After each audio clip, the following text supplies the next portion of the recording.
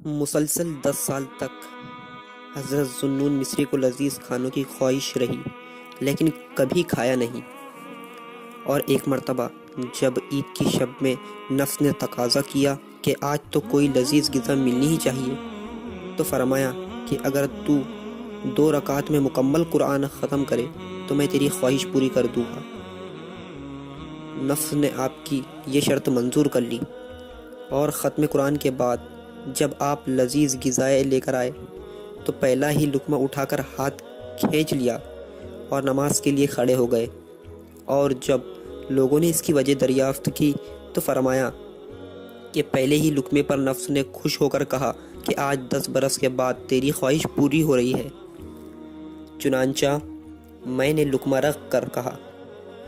کہ میں ہرگز تیری خواہش پوری نہیں کروں گا، لیکن اسی وقت ایک شخص عمدہ کھانے کی دیگ لیے ہوئے حاضر ہوا اور عرض کیا کہ میں بہت مفلس اور بال بچوں والا ہوں، مگر آج میں نے صبح کو عید کی وجہ سے لذیذ کھانا پکوایا اور سو گیا۔ چنانچہ خواب میں حضور اکرم صلی اللہ علیہ وسلم کی زیارت ہوئی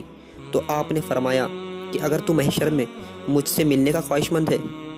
تو یہ کھانا ذو کو دے آ،